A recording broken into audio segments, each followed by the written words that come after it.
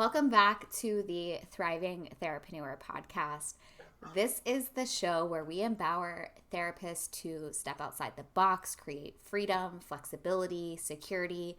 It's really about outgrowing the office, if you will. So today I am beyond excited to welcome one of my incredible Therapist to Coach Accelerator alumni, Dr. Stephanie Thrower. Stephanie is not only a psychologist, but she is the founder of the Practice to Property Accelerator for therapists. So she helps therapists get into short-term rental investing. This is so freaking cool. We're going to talk about her story of how she successfully leveraged real estate herself to gain financial freedom in her life, and now how she's helping other therapists do the same. We're also going to talk about Stephanie's experience inside the Therapist to Coach Accelerator program as a client and how she's built her business, the challenges that she's been through, because there's so many floating pieces and it is absolutely a journey. So let's dive in. Stephanie, I just want to say welcome to the show. I'm so happy to have you here. Thank you so much. I'm so happy to be here. Yeah, so start off by telling us a little bit more about your journey. Like, how did you go from being a psychologist to being the creator of the Practice to Property Accelerator for therapists? I'm still like, how did that happen? Because I feel like I remember years ago people looking at my resume, like before any of this happened, and being like, this is interesting. Like, you have a lot of different interests and work experience. And that my coaching journey has totally reflected that. Like, I am a psychologist. I have a private practice outside of Boston and love my niche, kind of love like where I've landed. I do a lot of vocational work and maternal mental health, and I love the intersection of both. But I was getting burnt out a ton, and I did perinatal work in the thick of COVID when we were all doing, like I was in session with people in the hospital being like, am I going to have a partner with me? And people delivering with masks on. And it was just really intense. And I had a little one already and then got pregnant with my second. I was like, I need something different. I need, I need a little bit of a release from the pressure valve of the time for money piece. So it's like weird to like love my practice, but also to be like, I need some other way of bringing in income. Right. So Yeah. that's when you got into real estate investing yourself. Is that what you're saying?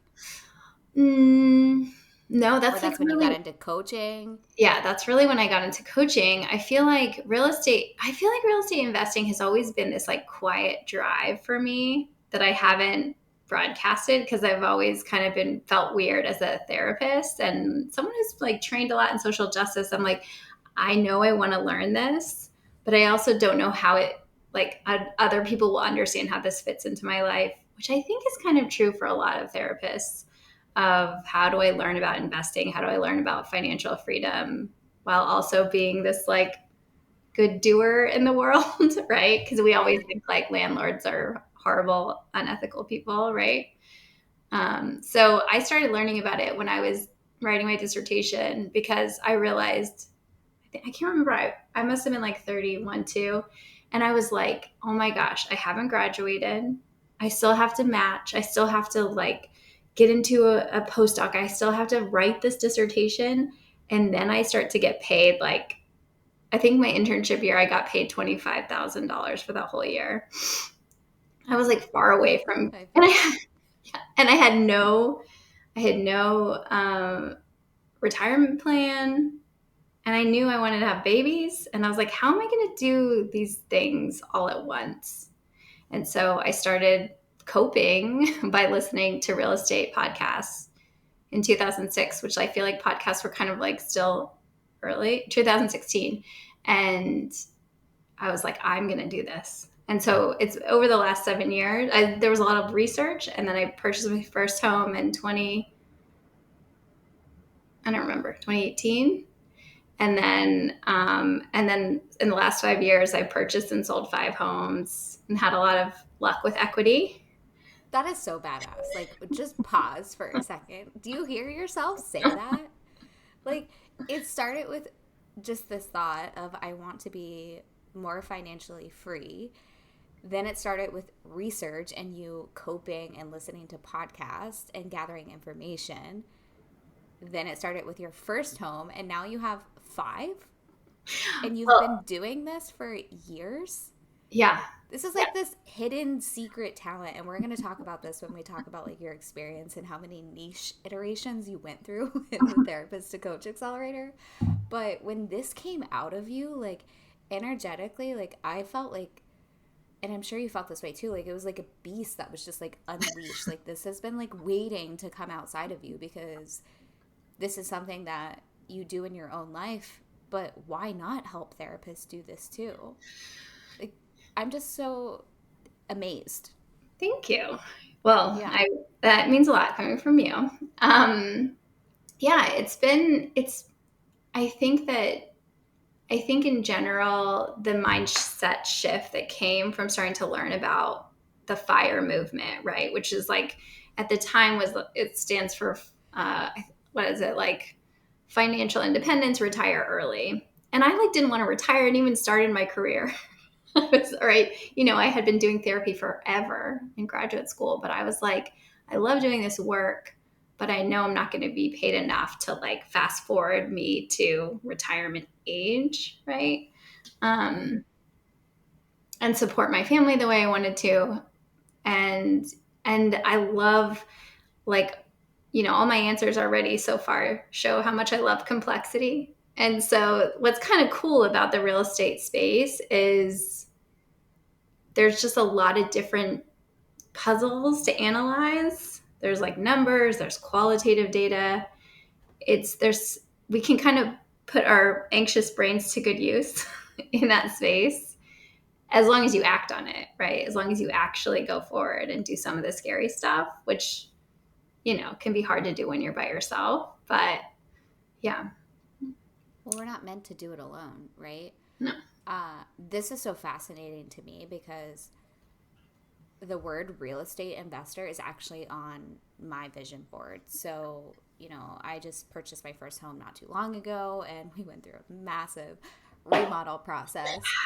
But this is absolutely like a next step for me, is moving into being a real estate investor. And you don't know what you don't know. Like, nobody teaches us this. You started to learn by listening to podcasts and diving into the research, right? Like, you don't have to figure this out on your own. This is quite literally why mentors like you exist, so we can shortcut the process. And I know for a fact I'm going to be knocking on your door when I'm ready to energetically dive into this. I have so many things going on in my life, so like the capacity is not there for me right now. But what I want to say again is like, you don't have to do this alone. You've already laid out the blueprint for all of these therapists when they want to get into short-term rental investing. The blueprint is there for them, right? And I would love to talk too about how they don't have to have all of this money, because I think that's something that you probably hear a lot, is people thinking they have to have buku bucks in order to become a real estate investor. And you can really start small and you can meet them where they are. And there's so many different ways for them to invest. That is something that I have learned from what research I have done, because that was definitely something that went through my mind. It was like, oh, I gotta have all this cash to become a real estate investor. And I was like, oh my gosh, no, I don't. Like, I could start so small. I could start yesterday if I wanted to. Right? Totally. Totally. Let me pause 1 second. I'm going to unplug the printer because it just started making all this noise. Okay. I don't even know if you heard it. Okay, I'm back. Yeah, I think in general, real estate investing just seems like it's for the wealthy. And it's for like, there's an image in our brains, and they're typically like white old men who are, like there's just like, there's an image of who we think a real estate investor is. And the reality is it's because it is not mostly female. It is not most, and it's certainly not mostly therapists, Right. And so I think that, yeah, exactly. But I think that it's been super helpful to wrap my head around why people invest in real estate, like why it is such an incredible wealth builder, why it gives you leverage just in having equity, right? To be like, well, I can sell this house, and then I can, if I have an emergency, like we can work around these things. So, you can start at a lot of different spaces with real estate investing. One great way is when you have a lot of cash. That's nice. But you might actually, if you have a lot of cash, you just might not have the right mindset for what to do with that cash. I think sometimes the biggest mistake people make is choosing the wrong market and being like, particularly in short-term rentals, being like, well, of course it's going to make me money. But the data is out there. It's available for us to know what markets actually do well and what doesn't. And so I think that, and then there's ways to get into, like, I always feel like even when I did finally earn enough cash in my practice to start investing, I kept being like, man, I wish I learned that earlier. Or I wish I learned that earlier, because that would have shaped the way I worked in my practice. That would have shaped the way that some of the things I would have spent on and not spend on, right? Or even hired people that I like held on to for too long as support people, that can cost you quite a bit of money. Absolutely. Yeah. Costly mistakes in business. So, what type of cash are we talking here? Like, what is the minimum amount that somebody needs to invest? So, there are books out there that are like no money down, which they're interesting to read. And if you're at that point, you would consider, my guess is you would consider becoming a co-host first, right? So that is a way to participate in real estate investing, is to learn the business and to actually co-host for someone else. So that what a lot of people are like, I don't know what that means. It's kind of like a much more casual version of property management, where you're doing the guest management and you are learning like how to run the business, how to get good reviews, but none of that.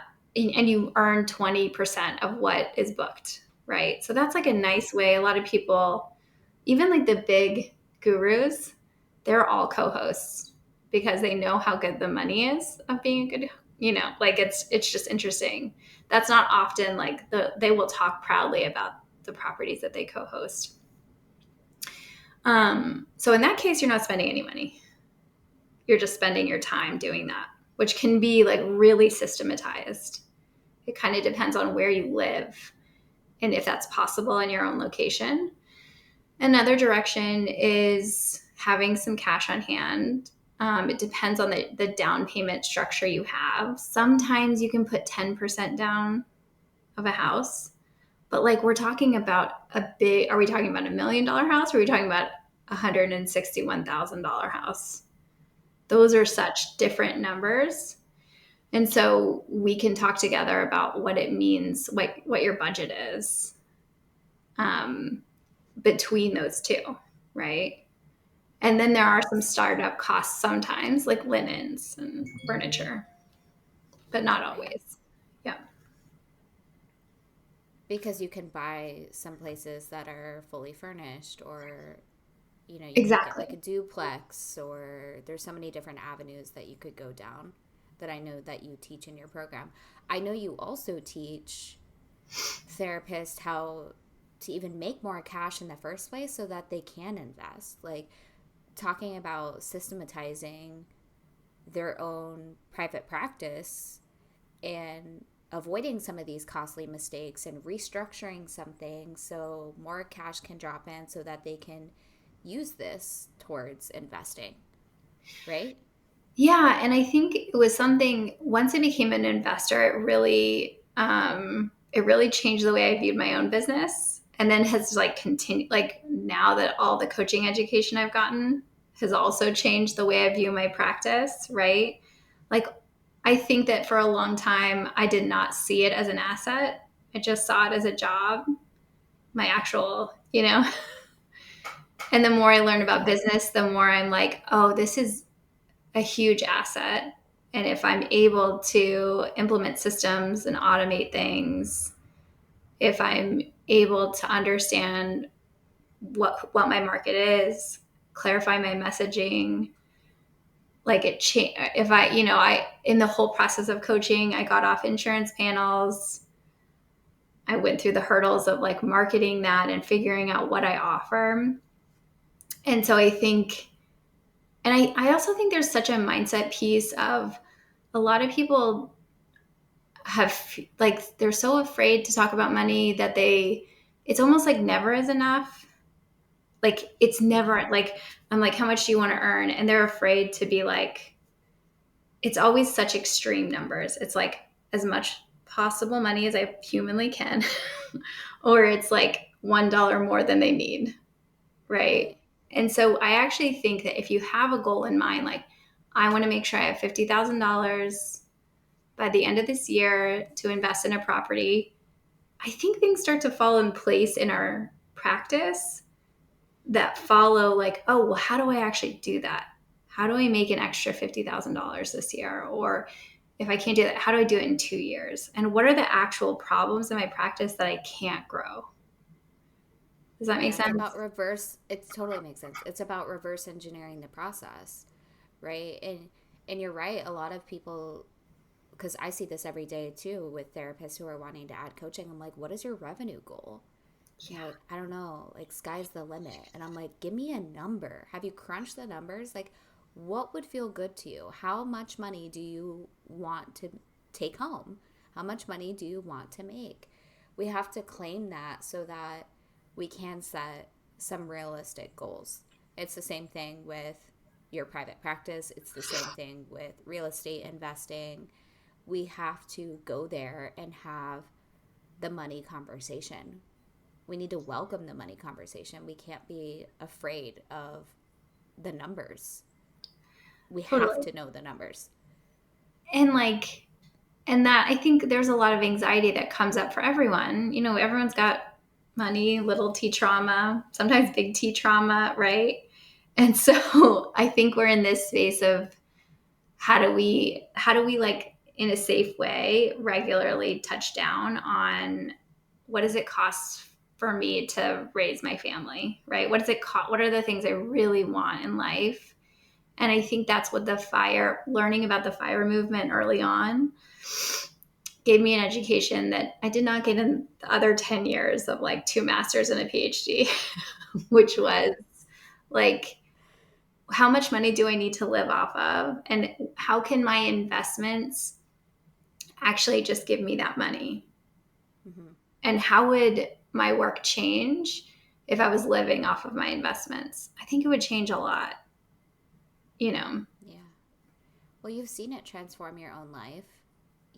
You're a busy young mom, you're a business owner, you're a coach, helping therapists, you're an investor. And there's so much information out there for everyone. It gets overwhelming. People, they get an analysis paralysis, if you will, right? But there's so many benefits if you can get past these money mindset hurdles, if you can just start to consume bite-sized information. There's so much room for you to have financial security and flexibility in your life in so many different ways, which again, like at the beginning of this episode, I talked about it's all about outgrowing the office. How can we do so much more than just what we're doing? Like, just being a therapist and trading dollars for hours is such old news. Like, we are in 2025. We can do so much. money is infinite. It is available to us in so many different ways. Our impact can be expanded in so many different ways. We can reach so many people's lives. We can help them transform their lives. And just with real estate investing, I'm thinking, okay, yes, you have the financial flexibility and you have that security, but you also have tax benefits. You're creating a legacy for your family, but you're still honoring your values as well. Like you've created this freedom lifestyle for yourself. Yeah. Yeah. I feel like, well, tax benefits is so interesting too, because in this space of when you own your own business, you're like often shocked by how much you're paying in self-employment taxes. And if there's like kind of two ways you can run this, you can run your Airbnb in a way where you are super passive and you give, which that's how I am because I have 3 kiddos, like baby kiddos. And so but I have an incredible co-host who is my teammate, and it took a while to get to that right person, but she's everything for me. Or you can run it yourself depending on where you're at in your life, which often a lot of the gurus say do it because it's worth it. Not just because the money that you're not paying someone to do that work, it's not that time intensive. It's extremely easy to systematize. And the marketing is not the same level as what we're doing in our private practice and our therapy.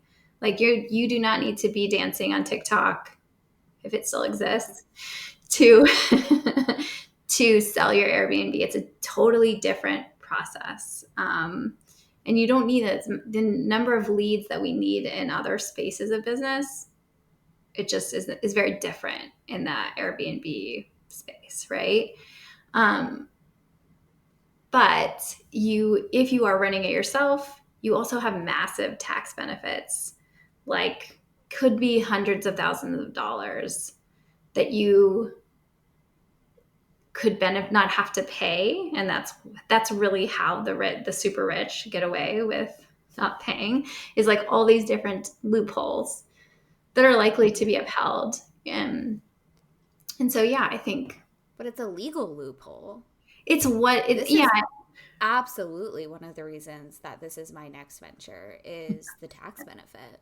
Yeah, and that's why it's interesting to go in different directions of real estate, because there are a lot of awesome directions, but the short-term rental is a nice one to get into because your income is typically higher, and you also have it as a place to go. Like my husband goes with his like high school friends. We have a pretty large, I mean, it's on a large property, but it's 7 bedrooms. So a lot of people can go there. And so it's actually recommended that you go to your property, that you love it. Right. And so it's like a place that we'll go with our kids one day skiing. And if I'm like, okay, I won't have guests pay that, that amount, we'll actually go. Right. But so there's all these different layers that come from short-term rentals we always traveled in Airbnbs like early on and loved the experience. So it was like a way to be like, see, I knew I could do this. Right. Yeah. Yeah. Yeah. It all starts with the idea. Again, I'm just so in awe, and it's been amazing to have a front row seat to this journey of how you got here to this place of actually claiming that this is what you do and this is how you can help therapists do it, because it has been your own life. I'd love to talk about your experience. Let's shift gears for a second. Totally. Talking about how I saw this transformation in you from the moment you decided you were going to be a coach. You came into the therapist to Coach Accelerator. You were one of my rock star clients. Like, you always showed up. You always asked questions. You had your pen and paper ready. I'd love to just talk, like, what made you decide to even join the therapist to Coach Accelerator in the first place? And let's talk about the challenges that you went through first, and then we can talk about your epiphanies. But I'd love for you to talk about your challenges because niche was one of them. Like, this is like Oh the my third God. iteration, I think, of your niche. Correct me if I'm wrong. Totally. Yeah. So as someone who, so I was trained in vocational psychology and during my like end years of graduate school, but I love it. And there's this little assessment that I use a lot where that kind of helps distinguish people's interests a little bit. Like you have different personalities. And sometimes if you have different personalities like across the sides, it's hard for you to decide what you're going to do. And I feel like I have strong interests in all of these areas. And it makes it really hard. Like it feels like it's like tearing a piece of my soul away when I have to niche. And because there's like these other parts that really matter. So yeah, I was on the struggle bus of saying I'm not going to do some things. And when I worked with you, when I started working with you, I remember the call and just like having just like word vomiting out all of this stuff. And because I was really struggling, I think I really wanted to at that point find something that worked in the business of coaching, right? And I wanted to figure out how to make marketing work and how to get over fears of visibility and how to like I still struggled with like I'm learning so much, but even like copywriting is such a brain shift from a super intellectual training I had for so many years that like nobody could read what I was writing. Yeah. Only a select few of people who got all the references, right? Yeah, so I feel like I was like, I got to make something work, and you were like, why don't you do this? And I remember being so upset because I was like, that is not what I want to do, right? And it's essentially what I'm doing now, which is helping people like business coaching, helping people with creating systems and learning knowledge and kind of this vocational psychology that I'm supporting people in, like caregivers.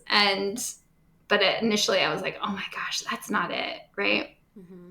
So at the time I was wanting to do CEU training for therapists because a lot of my research was in how to train therapists to be more racially responsive and like built some really cool things, but didn't know how the hell to market it and was kind of stuck. And then especially like being a private practice, like I'm not an institution anymore. And then moved into like kind of burnout and well, I think business coaching for moms, right? And then shifted and that didn't feel right. I felt like mostly it was like I felt like I didn't know enough about business, which is so funny to say. Yes, I know. Because now I feel like I've done another degree in business school like since I met you. And then yeah, I feel like I did burnout and I was like, no, this is not it. It was giving me no life. And I feel like in some ways I'm doing all of these things. I feel like there's a lot of liberation psychology. There's a lot of vocation. There's a lot of business coaching. There's a lot of, there's a lot of burnout coaching I'm doing. Like it tied in all of this, but it's actually a part of my identity that has not been integrated professionally until now. Right. Yeah.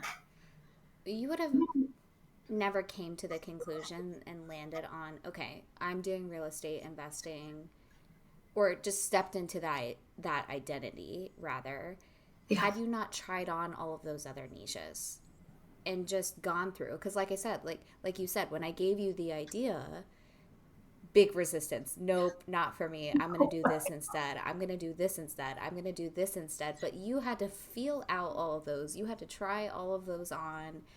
You had to dip your toe in the water with those, do some copywriting for those to be like, okay, like this doesn't intuitively feel quote unquote it for me, right? Like I just want to validate for everybody because everybody wants to come out of the gates and just like figure out their niche. And I can't explain enough how many times I see all of my clients in the therapist to coach accelerator come in with one niche and then have this epiphany and change it to something else. They think they know their niche, but through the process of them putting themselves out there and doing like the self-discovery process, something else sometimes drops in. And that's not always the case. Sometimes you know your niche right out of the gates and you run with it, and that truly is what it is. Or sometimes you have no earthly idea what your niche is and we just figure it out together, and then you take that and you run with that. But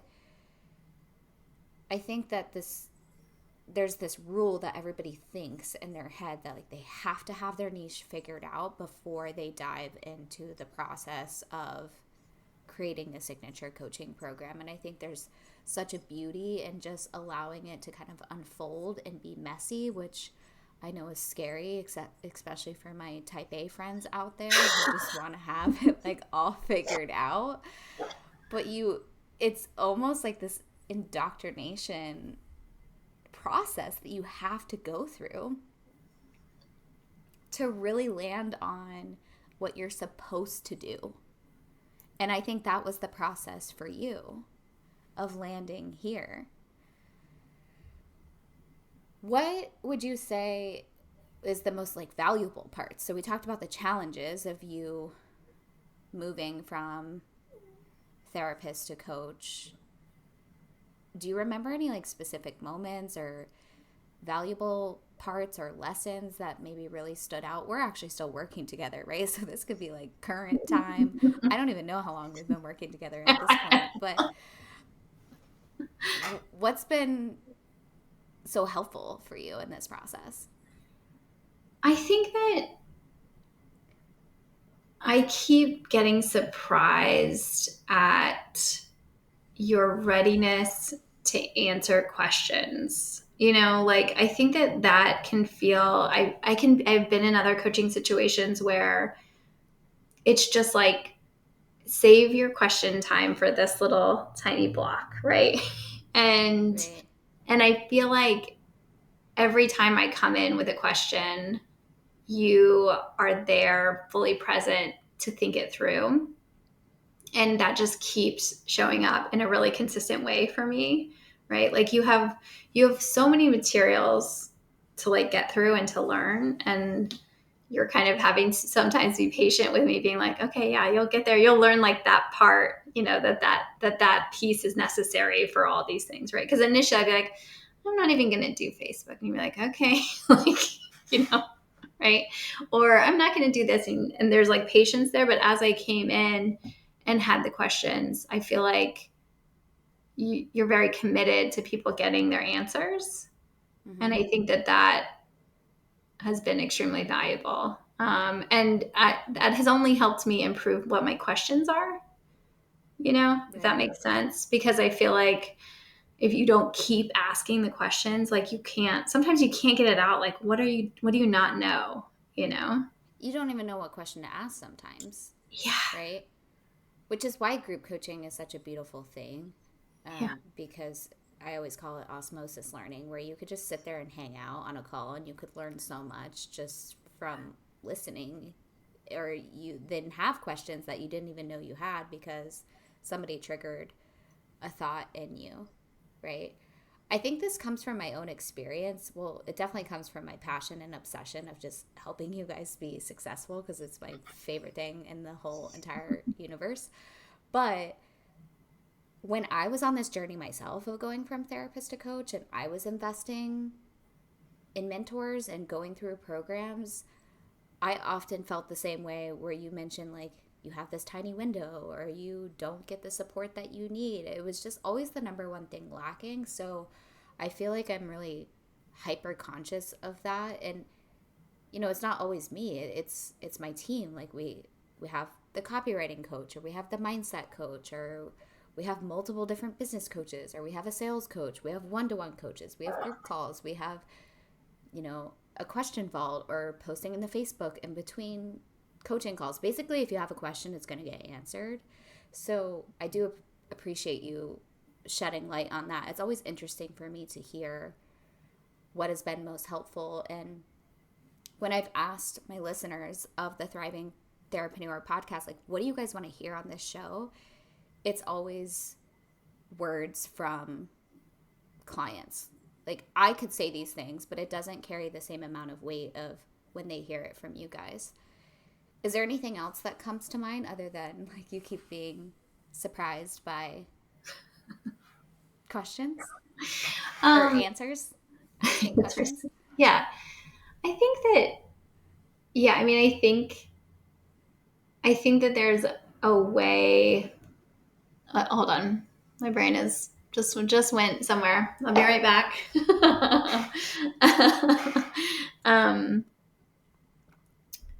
yeah, I think that the program is just very thorough, and I think there's a lot of people that in any kind of transformational coaching that can be super light on teaching and kind of light on information.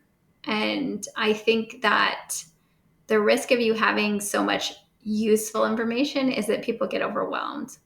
And it is overwhelming at times because you're kind of unprepared for the education you're going to get because you worked with other coaches and you're like, oh, it was very easy to get done.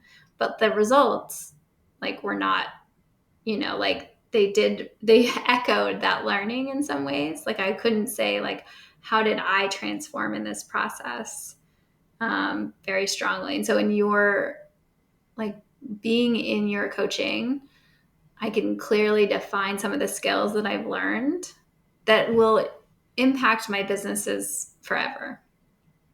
And I think that is, I think sometimes too, like, when you find a solid coach, that's you want these ideas to change your life. And even if people worked with me and didn't ever invest in real estate, I absolutely want to impact their business. I absolutely want to impact, like, every home purchase they ever buy, every negotiation, every sale, like, I want all the ideas that we're talking about to influence them, not just in those, like, 3 months or 5 months or whatever, but actually going forward in a meaningful way. Yeah. About the fundamentals. It's about having a foundation. It's like building a house, right? Like you got to build up the walls and put the bricks on before you can put the roof on. It's setting that firm foundation, setting your clients up for success. So I want to wrap up and I want you to tell everyone where they can find you, but before we do that, what's one piece of advice you would give to therapists who are feeling stuck about stepping into something new? Whether this be stepping into their private practice, stepping into coaching, stepping into podcasting, stepping into course creating, stepping into real estate investing, any big leap, stepping into writing a book. What what advice would you give if they're feeling stuck, they're feeling scared because you have taken many, many leaps in your professional journey? Would you give to anybody? I think that courage is one of the best gifts you can give to yourself. And I think oftentimes we believe that, like, courage is going to come to us, right? Or, like, if I have this, I'm going to be brave and do it.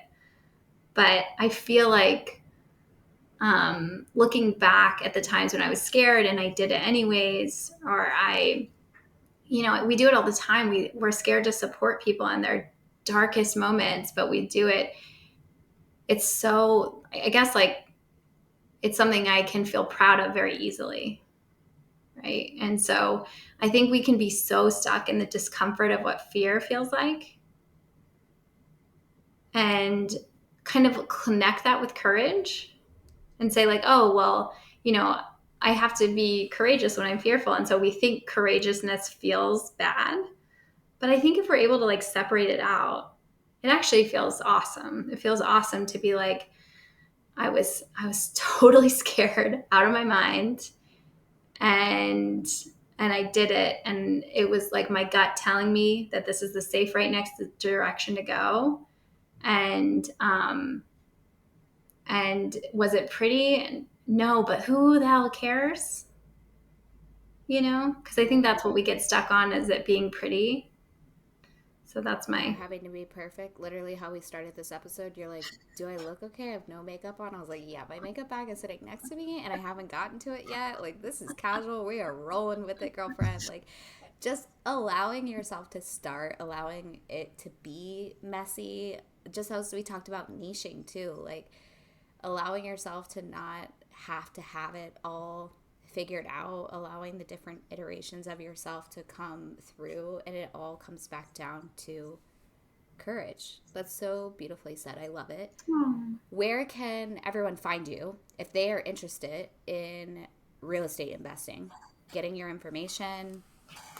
awesome. You have a Yeah. Facebook group. I have a Facebook group and I have Instagram and a website. So I'll start with the Facebook group. And we're going to pause for a second while I remember its exact name. Okay, so my Facebook group is Short-Term Rental Investing for Therapists. And my big old face is on it. So you Yeah, can I'll see. include this in the show notes for you guys as well who are listening.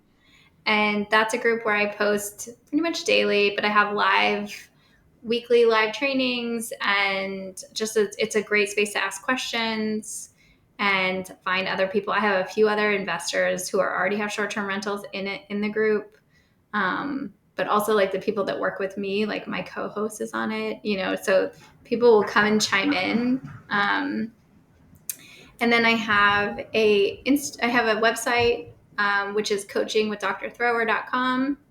And then I have my Instagram, which is therabester.coach. So those are the Love it. three spaces. Yeah. Amazing. Yeah. Well, everybody go check out Stephanie's stuff if you're interested in expanding and outgrowing the office in yet another way. I am cheering you on. My love is with you. And until next time, Therapreneurs, I will see you in the next episode. Take care.